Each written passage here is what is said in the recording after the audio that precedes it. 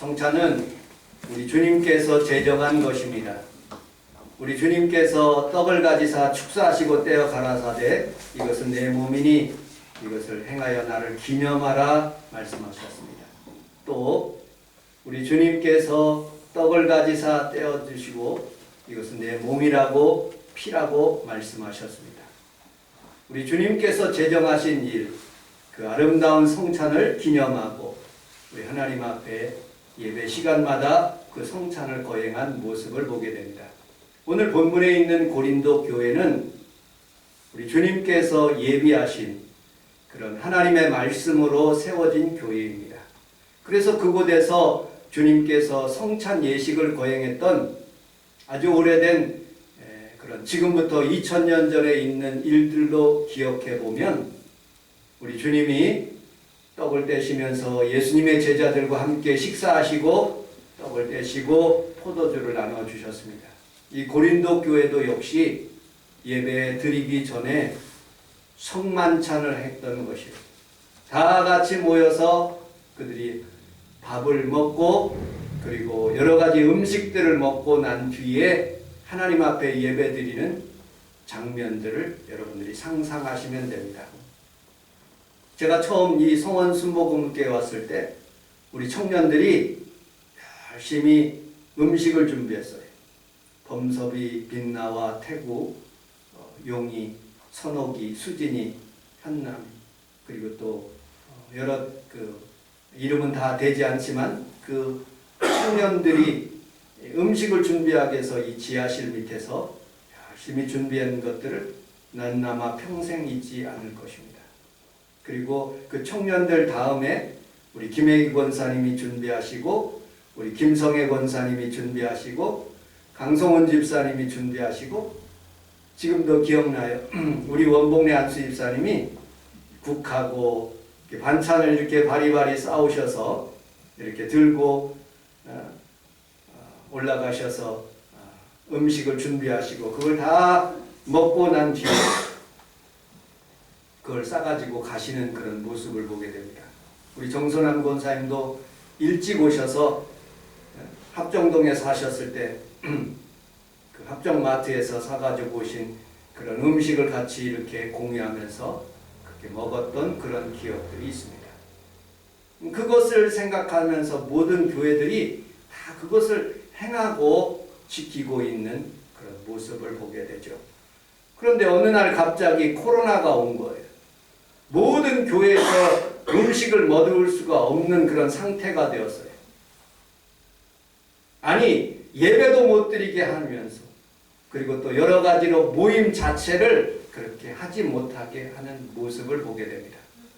그런데 이제 코로나가 점점 풀리고 수많은 식당에서 마스크 없이 음식을 먹고 그리고 이제 서서히 각 교회마다 그렇게 오후 예배도 회복되고 음식을 먹는 교회들이 많이 일어나는 모습을 보게 됩니다.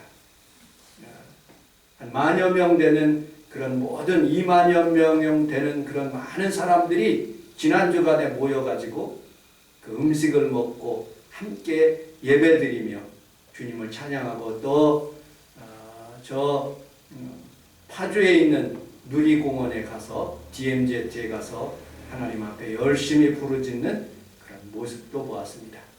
이제 서서히 코로나가 끝나가고 있는 시점에서 우리는 우리 하나님이 주시는 그런 영적인 성만찬에 대한 의미가 진정으로 무엇인가 함께 여러분들과 함께 살펴보도록 하겠습니다.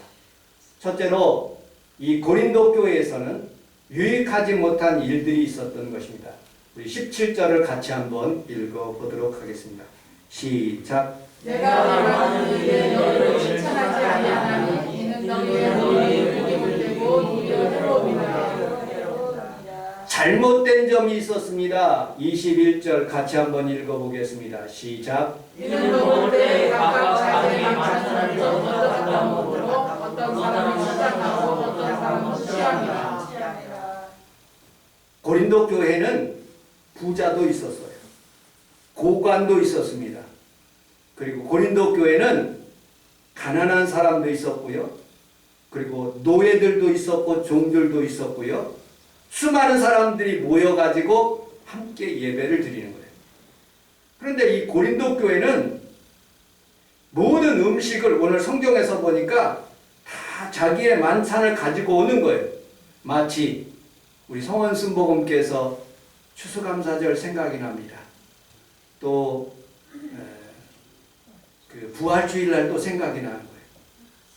원봉래 안수입사님이 국을 준비하고 정선한 권사님이 고기를 준비하고 김혜희 권사님이 이 반찬을 준비하고 또 김성애 권사님이 반찬을 준비하고 강성훈 집사님이 잡채를 준비하고 우리 사모가 또 전을 준비해가지고 준비해서 함께 모여서 음식을 먹고 또 끝나고 난 뒤에 하나님을 찬양하고 그리고 집으로 돌아가는 그런 모습을 상상하시면 돼요.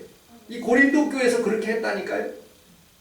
그들이 다 먹었는데 지금 문제가 생긴 거예요. 여러분들 부자라든지 돈 많은 사람들은요 할 일이 없어. 저녁에 예배드리기 때문에 일찍 와서 차려놓은 반찬들을요 다 먹어버리는 거예요. 성경에 보니까 어떤 사람들은 포도주를 잔뜩 먹어가지고 취했대. 아니 예배 드리기 전에 취해버리는 거예요. 밥을 먹고 졸기 시작하는 거예요. 그런데 늦게 온 사람들이 있거든요. 왜냐하면 종이 있거든요. 다 청소하고 다 일거리를 다 마치고 난 뒤에 오기 때문에 와보니까 아무것도 없는 거예요. 음식이. 아니 음식이 조금 있긴 있는데 아주 조금밖에 남지 않는 거예요. 그러니 얼마나 마음속에 열이 나겠습니까? 아니 은혜 받으러 왔는데 그게 주 목적은 아니지만 그래도 음식을 먹는 일은 기쁨 중에 하나지 않습니까? 그런데 음식이 없는 거예요. 그러니 마음에 원망이 불평이 생겨가지고 이 소식을 고린도를 창립하고 고린도 교회를 창립한 그 사도 바울에게 이런 소식을 증거하기 시작한 거예요. 그러니 사도 바울이 마음이 참으로 섭섭한 거예요. 어떻게 섭섭하느냐? 우리 22절을 다시 한번 읽어보도록 하겠습니다. 21절 뒤에 22절 사모님 뒤에 22절 같이 한번 읽어보도록 하겠습니다. 시작. 너희가 먹고 마시려느냐 너희가 교회를 세우고 궁금한 자는 물어보느냐 내가 너희를 칭찬하냐 너희를 칭찬하냐 너희를 칭찬하지 않는다. 영어 성경에는 더 정확하게 what 우리 젊은이들이 what 그 what이에요. 그게 have 가지고 있다 당신이라는 뜻이에요. 집에서 먹고 오지 못하는 그런 것. 그 다음에 eat, drinking. 그리고 마시려서 집에서 마시지 못하는 그런 것들. 그런 것들이 또는 despise. 굉장히 경멸스럽게 한다는 거예요. 이 당신을. 하나님의 교회에 대해서 그것을 굉장히 경멸스럽게 한다는 거예요. 그리고 shame, 부끄럽게 한다는 거예요. 누구를? 그렇게 먹지 못하는 사람들, 가지지 못하는 사람들에 대해서 이렇게 경멸하고 그리고 또 심한 모욕을 받게 합니다. What shall I say to you? 당신에게 무슨 말을 하겠습니까? 내가 당신을 칭찬하겠습니까? Praise. 찬양하다는 그런 뜻이지만 여기서는 칭찬하다는 뜻을 사용하고 있습니다. 나는 당신을 칭찬하지 않겠다라고 그렇게 말하고 있어요. 왜? 교회에서 하나님의 성전에서 같이 음식을 먹어야 되는데 기다리지 않고 다 먹어버리는 거예요. 그리고 포도주를 먹는데 제가 어저께 포도주를 담았어요. 성찬 예식을 하기 위해서 포도를 어저께 사가지고 포도주를 담아봤어요. 그것이 포도주를 담으면 취하게 되는 모습을 보게 됩니다. 인터넷을 보고 제가 담았는데 이것이 오래되니까 취해버리는 거예요. 그래서 먹고 예배를 드리는데 예배가 아니라 이거는 취기가 있어서 흥얼흥얼 거리는 그런 모습들을 보게 됩니다. 여러분들 고린도 교회에 이런 문제가 생긴 거예요. 한두 번의 문제가 아니라 여러 번 그 문제가 생기다 보니까 교회에 여러 가지 분란이 일어나기 시작하는 모습을 보게 됩니다. 그때 사도 바울이 이렇게 고백합니다. 우리 주님께서 진정한 의미의 성찬에 대해서 말씀하고 있어요. 진정한 의미의 성찬은 여러분들 우리 사모님이 한번 표현해 주시면 고맙겠습니다. 요한복음 20장 1절을 같이 한번 읽어보도록 하겠습니다. 요한복음 20장 1절 시작. 안식구 첫날 일찍이 앞서 놀 때 막달라 어둠에 와서 우리 이름에서 옮겨진 것을 보고. 다음 그 다음에 20장 19절 시작. 이날 곧 안식구 첫날 저녁 때 제자들이 베드로를 돌아와요. 생이 조세였더니 예수께서 오사 가운데서 서계시되 너희에게 필요한 것이 있으리라. 아멘. 성경은 꾸준하게 이렇게 말씀하고 있어요. 어떤 이단들은요, 안식일날 예배 드려야 되는데 토요일날 지금도 그러는 사람들이 있어요. 그런데 성경은 사모님이 넘기셨지만 이렇게 말씀하고 있어요. 안식 후 첫날.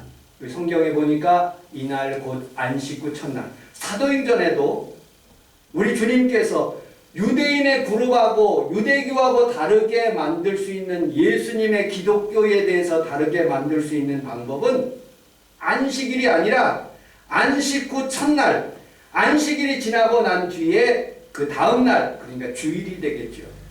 그런데 많은 사람들은 이 주일의 개념에 대해서 어떤 사람들은 썬데이라고 생각하는 거예요. 그래서 이날 안 드린다는 거예요. 썬데이라. 그런데 제가 조사해 보았어요. 썬데이라는 그런 개념이 왜 만들어졌나? 313년에 콘스탄틴 대제가 기독교를 로마에 공인합니다. 그리고 321년에 존귀한 태양의 날에는 각 도시 재판관과 백성들은 쉬게 하고 모든 일터의 문은 닫아라.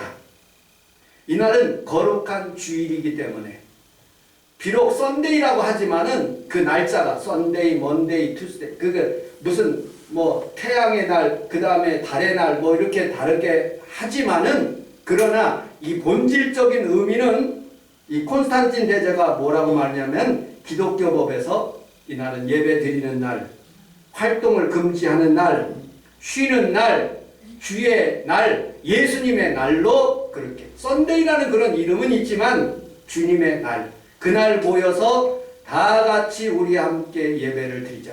그날 성찬을 해라. 그날 같이 밥을 먹어라 하고 말씀하시는 그날인 거예요. 두 번째, 우리는 그 성찬의 의미에 대해서 23절에 이렇게 말씀하고 있습니다. 우리 함께 따라서 하겠습니다. 주님께서 제정하신 것입니다. 주님께서 제정하십니다. 주석을 보니까 이런 단어가 있더라고요. 파라라는 단어하고 아포라는 단어. 이 파라라는 것은 주님으로부터 받았다라고 그렇게 표현되는데 어떤 주석학자들은 아포를 사용해서 이 사도 바울이 베드로와 안드레와 요한, 야곱의 그런 사도들로부터 들었다 그런 식으로 표현됐다. 그런데 대부분 성경학자들은 그렇게 표현되는 것을 동의하지 않습니다. 어떻게? 우리 주님께서부터 주시는 그런 성찬의 의미다. 주님이 행하셔서 우리에게 말씀하셨다. 그렇게 들으면 좋다고 표현하고 있습니다.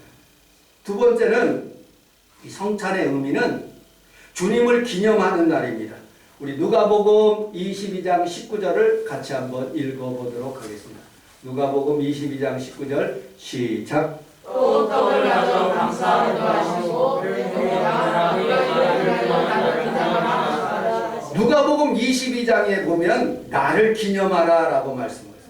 출애굽기서 12장 14절에는 여호와의 절기를 삼아 영원한 규례로 대대로 지킬지니라, 기념하여 지킬지니라. 구약에 있는 유월절에 있는 사건을 예수님께서 완성하셨고 그 완성한 것을 우리가 대대로 지키라고 말씀하신 그런 내용입니다.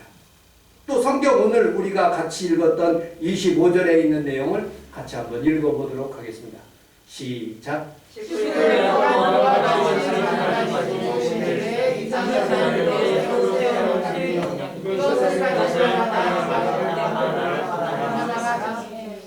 우리 함께 따라하겠습니다. 새 언약. 다시 한번요. 새 언약. 가장 중요한 게 새 언약이에요. 왜 새 언약이냐? 우리 예레미야서 31장 31절을 같이 한번 읽어보도록 하겠습니다. 시작. 여호와의 말씀이니라 너희가 내가 이스라엘 집과 유다의 집에 세우려고 했느니라 이 언약은 내가 그들의 조상들에서도 잡고 애굽의 제사장을 위하여 내게 주었다. 같지 아니한 것은 내가 그들의 남편이 되었어도 그들이 내 언약을 깨뜨렸으리라 여호와의 말씀이야. 아멘. 우리 주님께서 새 언약을 주셨는데 구약의 언약과 같지 않다. 우리 주님께서 남편 되셔서 이스라엘 백성들을 인도했는데 그들이 나를 잊어버렸다. 그래서 이제부터는 예레미야 이후에 보면 하나님의 말씀이 새 언약을 주겠다라고 말씀하고 있어요. 그것이 히브리서에 이렇게 말씀하고 있어요. 히브리서 9장 12절에 염소와 송아지의 피로 하지 아니하고 오직 자기의 피로 영원한 속죄를 이루사 단번에 성소에 들어갈 능력을 새 언약을 우리에게 주셨다고 말씀합니다. 히브리서 10장 19절을 같이 한번 읽어보겠습니다. 시작. 그러므로 내가 예수의 피를 입어 성소에 들어갈 능력을 얻었나니 그 피는 이를 위하여 땅 가운데 들어가는 것이 이제로 가지고 이 자는 또 그의 죄라. 아멘. 성찬 예식을 통해서 우리가 하나님 앞에서 음식을 먹고 성찬 예식을 거행하는 궁극적인 목적은 주님께서 새 언약을 여러분들이 이제 이 성전에 들어와서 그전에는 못 들어왔죠. 대제사장만 들어오는 이곳을 하나님이 성막을 다 휘장을 열어주시고 함께 예배드릴 수 있도록 주의 은혜를 베푸시는 그 언약을 기억하는 성찬 예식이라고 말씀하고 있습니다. 자, 우리는 이렇게 성찬 예식을 거행하면서 하나님과 교제하는 시간이에요. 예배를 드렸을 뿐만 아니라 우리는 이제 코로나가 끝나면 다시 하나님 앞에서 몸된 성전에서 또 음식을 같이 나눠 먹는 그런 교제의 시간도 하나님 앞에 필요합니다. 십자가는 위로 하나님을 섬길 뿐만 아니라 함께 성도들과 교제하고 그리고 그 성도들을 넘어서 다른 사람을 전도하는 그런 하나님의 복음의 역할을 하는 거예요. 우리는 우리 하나님 앞에서 이 성찬 예식을 통해서 성만찬 예식을 통해서 같이 음식을 나눔으로 천국의 예비 출장소에 오셔서 형제가 되고 자매님이 되고 우리 하나님 앞에서 어린 자녀가 되고 모든 사람들이 함께 예배를 드리면서 음식을 나누고 하나님의 교제를 하는 거예요. 그게 하나님이 기뻐하시는 뜻인 거예요. 우리 정선한 권사님이 사모님에게 지난 주일날 책 3권을 줬는데 그 중에 이제 학교 가면서 이제 놓고 간 그런 책이 하나가 있더라고요. 가뭄비 나무의 노래라는 그런 책입니다. 이 사람이 누가 썼냐면 독일 사람이 썼더라고요. 마틴 슈레스키라는 그런 사람, 이 사람이 어떤 일들을 했냐면 7살 때부터 바이올린을 그렇게 키고요. 그 다음에 바이올린 제작 연구소에 다녔어요. 그리고 졸업하고 난 뒤에 물리학을 공부했어요. 그리고 1996년도에 마이더스라는 그런 시험에 통과해서 장인이 됐어요. 바이올린을 만드는 장인. 1년에 딱 20개를 만든대요. 나무를 통해서. 바이올린도 만들고 비올라도 만들고 첼로도 만드는데 그 사람이 도장을 찍어주고 그 사람이 인정하면 세계에서 인정하는 것이고 보통 사람이 살 수가 없는 거예요. 아주 유명한 수석 바이올리니스트라든지 첼로이스트 그 사람이 만든 것을 하는 거예요. 그런데 이분이 이렇게 바이올린을 만들면서 그걸 책을 썼어요. 어떻게 책을 썼느냐 읽어보니까 이래요. 나무가 사모님 나무를 하나 보여주세요. 이게 독일에 있는 나무인데 이거를 독일의 가뭄비 나무를 덕유산에다가 이렇게 심었는데 아름드리 그런 나무예요. 척박한 땅에서만 자란대. 힘들고 어려운 그런 생활 가운데 우리 주님을 섬기는 그런 마음으로 이렇게 책을 썼어요. 근데 이 나무를 가지고 이렇게 바이올린을 만드는데 이 나무가 보통 200년에서 300년 정도 지나고 난 뒤에 이 나무를 사용한다는 거예요. 그냥 보통 나무는 울림이 없대. 감동이 없다. 이 나무를 산 꼭대기에서 알프스 산 그런 데서 토양과 기후와 여러 가지 그런 환경이 맞아야지 그 지대에서 굴림을 이뤄서 쫙 이렇게 자란다는 거예요. 높이. 그럼 그거를 잘라가지고 그 뗏목으로 해서 쭉 이렇게 해서 평지로 이렇게 내려오는데 그 물을 타고 이렇게 내려오면서 탁 부딪힐 때 청렴한 소리들을 듣는데요. 이 장인이. 그리고 최종적으로 이 망치로 이것을 탁 나무마다 한 번씩 때려보면 그 나무에 물리는 그런 공명이 가슴에 확 와 닿는 것을 하나를 선택하는 거예요. 만 개를 그렇게 나무를 쪼개서 내려오면 그 장인이 선택하는 나무는 딱 한 개, 10,000개 중에서 한 개라는 거예요. 그거를 이제 깎기 시작하는 거예요.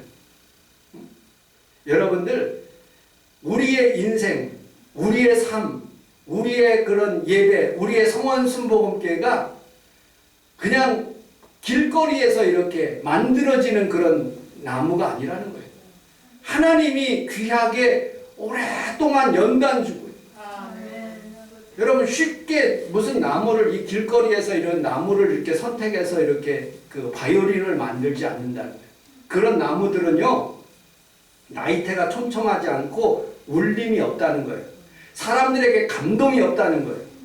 고난이 있어야 되고요. 그리고 역경이 있어야 되고요. 몸부림이 있어야 되고요. 여러 가지 끈질김이 있어야지 그 속에서 울림이 나타나고 깊은 영성이 나타나고 은혜가 나타나는 거예요. 성원 순복음교회도 때때로 하나님께서 막 부어주시면 하나님 얼마나 좋겠습니까? 그러나 우리 교회가 하나님 앞에서 더 크게 쓰기 위해서 200년도 좋고 300년도 좋고 하나님께서 연단하실 때가 있다는 거예요.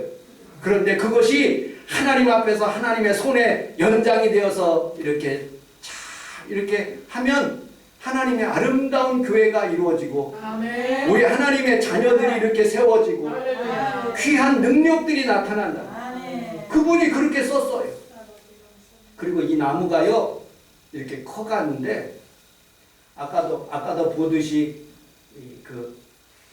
여기 이 밑부분은요 나무가 다 떨궈버린대요.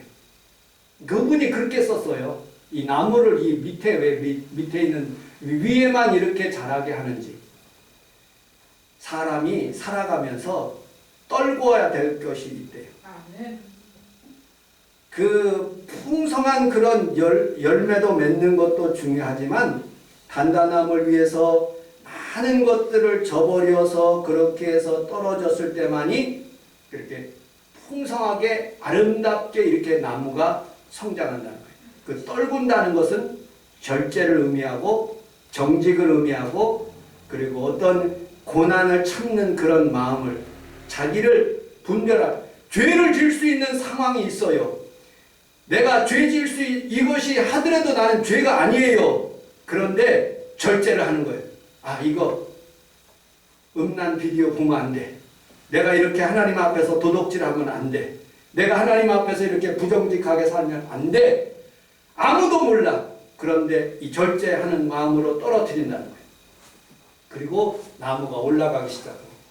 위로 올라갈 때 나무가지가 하늘을 향해서 쫙 펴서 수분을 공급하고 영양분을 쫙 공급하면 이것이 왔다 갔다 한다. 교회가 왔다 갔다 하듯이 성령이 왔다 갔다 하듯이. 그리고 땅에서는 이 뿌리가 하염없이 밑으로 뽑아 그 영양분을 밑으로 다. 사람에게는 이렇게 광명할 때도 있을 뿐만 아니라 어둠컴컴한 그런 시기도 있다는 거예요. 아름다운 그런 작품을 만들고 위대한 악기를 만들기 위해서는 때때로 빛도 있을 수 있어요. 그러나 어둠도 있다는 거예요. 그 어둠을 잘 극복해야지만이 아름다운 광명이 우리에게 임한다고 말씀하고 있어요. 아멘. 여러분들, 우리는 살아가면서 메마른 땅, 척박한 땅, 그리고 힘든 그런 땅을 가질 수가 있어요. 그러나 두려워하지 마십시오. 그 연단을 잘 극복하면 하나님께서 이 모든 것을 우리에게 더 풍성하게 맺게 해 주실 줄로 믿습니다. 아멘. 우리는 우리 하나님 앞에 살아가면서 이런 글이 있어요. 당신이 하는 일을 내게 알려주십시오. 그분이 이렇게 썼어요. 그러면 당신이 무엇을 믿는지 알려주겠어. 우리가 어떤 사람인지, 우리가 믿는 종교가 교리에 집착하지 않고 사는, 하나님의 일을 하면서 사는 것이 무엇인지, 우리가 힘쓰고 있는 일이 무엇인지에 대해서 잘 생각해 보면 우리는 늘 승리할 수 있습니다. 몽상으로 좋은 나무가 찾아낼 수 없고 게으름으로 좋은 나무를 만날 수가 없습니다. 정말로 아름다운 작품의 나무가 되기 위해서, 그리고 악기가 되기 위해서 게으른 사람에게는 울림이 없다는 거예요. 그러므로 우리는 살아가면서 우리 하나님 앞에서 우리 성원순복음교회가 비록 고난은 있을 수 있어요. 힘든 것은 있을 수 있어요. 그러나 우리 하나님이 원하시는 방법대로 하나님의 말씀대로 살아가면 살아계신 하나님이, 나는 분명히 믿어요. 하나님이 지금 살아계셔요. 우리 예배를 받아주고 계세요. 어린 자녀부터 나이 드신 우리 권사님의 이르기까지 하나님을 깊이 사랑하며 정말로 풍성한 그런 아름다운 그런 울림이 있고 하나님이 기뻐하시는 받아주시는 예배가 있는 것을 믿으시기를 주님의 이름으로 축복합니다. 기도하겠습니다. 하나님 아버지,